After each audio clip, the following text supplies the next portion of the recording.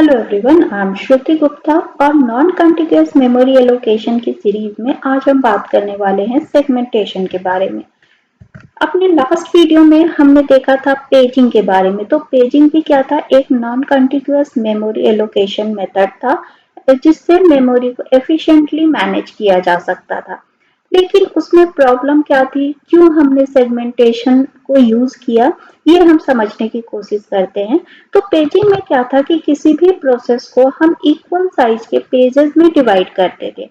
अब वो page main memory में इक्वल साइज के जो फ्रेम्स होते थे उसमें जाकर फिट हो जाते थे। तो जब किसी प्रोसेस के जिस पेज की जरूरत होती थी वो मेन मेमोरी के फ्रेम में जाकर फिट कर दिया जाता था या उसे लोड कर दिया जाता था। लेकिन या इसमें प्रॉब्लम क्या थी? तो प्रॉब्लम ये हो सकती है कि अगर हमने सेम फंक्शन को, किसी एक पर्टिकुलर फंक्शन को डिफरेंट डिफरेंट पेजेस में डिवाइड कर दिया, तो क्या होगा? जब उस फंक्शन का एग्जीक्यूशन होगा तो हमें एक पेज से दूसरे पेज पे स्विच करना होगा। यानी उस समय एग्जीक्यूशन थोड़ी देर के लिए हो सकता है हॉल्ट हो, क्योंकि जब तक वो पेज मेमोरी में लोड नहीं होगा उसका हम एग्जीक्यूशन नहीं कर सकते हैं। तो इसके कारण हो सकता है कि सिस्टम की एफिशिएंसी कम हो। तो इस प्रॉब्लम को दूर करने के लिए हमने सेगमेंटेशन का यूज किया।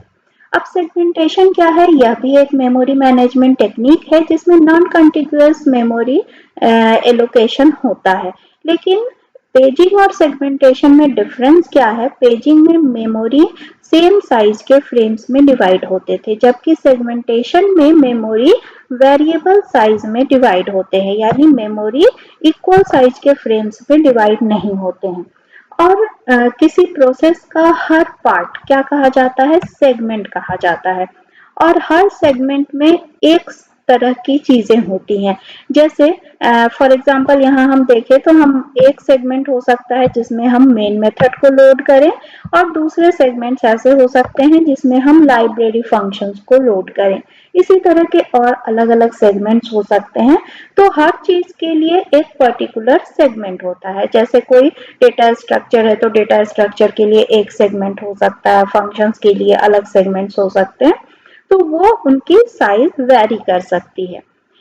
तो सेगमेंटेशन को मेंटेन करने के लिए सेगमेंट मैप टेबल का यूज किया जाता है। अब ये सेगमेंट मैप टेबल है क्या? ये इंफॉर्मेशन रखता है कि कौन से सेगमेंट को कितने स्पेस की जरूरत है, उसका बेस एड्रेस क्या है, यानी वो सेगमेंट या वो फंक्शन कहाँ से स्टार्ट हो रहा है और कहाँ तक जा रहा है। इस एग्जांपल में अगर हम देखें तो ये हमारा प्रोग्राम है जिसमें मेन मेथड को 500 स्पेस की जरूरत है। सब वन जो एक सब रूटीन है उसको 200 की जरूरत है, सब टू को 100 स्पेस की जरूरत है। तो ये इंफॉर्मेशन कहाँ स्टोर हो जाएगी? सेगमेंट मैप टेबल में। यानी मेन मेथड के लिए इसने 500 एलोकेट करना है, इसके लिए 200 और इसके लिए 100। अब ये कहाँ लोड हो रहा है उसका ये बेस एड्रेस भी स्टोर करेगा। तो यहाँ ये हमारा मेन मेमोरी है जिसमें मेन मेथड कहाँ स्टोर हो रहा है? 300 से स्टोर हो रहा है। मेन मेथड का बेस एड्रेस 300 है और ये 500 स्पेस की जरूरत है, तो ये कहाँ तक जाएगा? 3500 तक। इसी तरीके से सब वन का बेस एड्रेस क्या है? 400 और इसको 200 स्पेस की जरूरत है, यानी ये 4200 तक जाएगा। और इसी तरह सब टू 4800 से 4900 तक स्टोर होगा।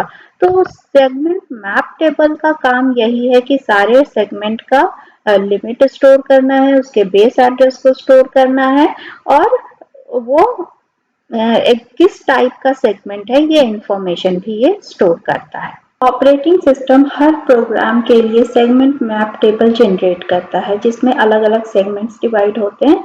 जैसे यहाँ हम देख सकते हैं हमारे सेगमेंट 1 में स्क्वायर रूट फंक्शन है, सेगमेंट 0 में सब रूटीन्स हैं जो जो हो सकते हैं उस प्रोग्राम के अंदर, सेगमेंट 2 में मेन मेथड है, सेगमेंट 4 में सिंबल टेबल है, सेगमेंट 3 में स्टैक है, और ये सेगमेंट्स अलग अलग लोकेशंस पर स्टोर्ड हैं। तो इस तरीके से एक सेगमेंट मैप टेबल जनरेट होता है ईच एंड एवरी प्रोग्राम के लिए और ऑपरेटिंग सिस्टम इसे जनरेट करता है।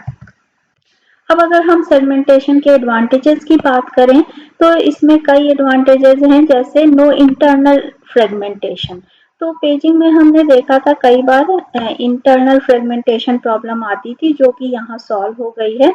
साथ ही actual segment size is larger than actual page size. तो सेगमेंट साइज उसको ज्यादा अवेलेबल रहते हैं। कई बार अगर किसी सेगमेंट की साइज बढ़ती है तो वो उसमें एडजस्ट हो सकता है। लेस ओवरहेड, यानी क्लियरली पता है कि कौन सा सेगमेंट किस लोकेशन पर स्टोर्ड है, कि उसका बेस एड्रेस क्या है, तो इजीली उसको एक्सेस किया जा सकता है। साथ ही easier to relocate segmentation than entire address space. कि पूरे के पूरे को शिफ्ट करने से अच्छा है कि हम सेगमेंट्स को ही, पूरे सेगमेंट्स को ही हम इजीली रीलोकेट कर सकते हैं, एक लोकेशन से दूसरी लोकेशन पर शिफ्ट कर सकते हैं। साथ ही पेज टेबल में भी पेजिंग के लिए पेज टेबल मेंटेन होता था। तो लेकिन सेगमेंटेशन में जो सेगमेंट टेबल यूज होता है उसकी साइज पेज टेबल से कहीं कम होती है। तो ये सब हम कह सकते हैं कि सेगमेंटेशन के एडवांटेजेस हैं, लेकिन ऑब्वियसली डिसएडवांटेजेस भी हो सकते हैं। जैसे इसमें एक्सटर्नल फ्रेगमेंटेशन हो सकता है, क्योंकि सेगमेंट्स की साइज ज्यादा होती है और जरूरी नहीं है कि हर प्रोग्राम के सेगमेंट्स की साइज उसके फ्रेम साइज के इक्वल हो। तो यहाँ एक्सटर्नल फ्रेगमेंटेशन हो सकती है। साथ ही it is difficult to allocate continuous memory to variable sized partition. तो जरूरी नहीं है कि हर चीज कंटिन्यूअस मेमोरी लोकेशन पर स्टोर हो, क्योंकि ये वेरिएबल साइज पार्टीशन है, सेगमेंटेशन वेरिएबल साइज पार्टीशन को यूज करता है। तो ये जरूरी नहीं है कि सारी चीजें कंटिन्यूअस मेमोरी लोकेशन पर स्टोर हो। और एक तरह से ये कॉस्टली मेमोरी मैनेजमेंट एल्गोरिदम है। तो इसमें कहीं ना कहीं ऑपरेटिंग सिस्टम में हर प्रोसेस के लिए अलग अलग सेगमेंट जनरेट करना पड़ता है और हर सेगमेंट टेबल क्रिएट करना होता है, इसलिए हो सकता है ये थोड़ा एक्सपेंसिव हो ऑपरेटिंग सिस्टम के डेवलपमेंट के कंसर्न में। तो आज के वीडियो में अगर आपको पेजिंग और सेगमेंटेशन में डिफरेंस समझ में आया, सेगमेंटेशन के बारे में समझ में आया, तो इस वीडियो को लाइक, शेयर एंड सब्सक्राइब करें। And thanks for watching this video.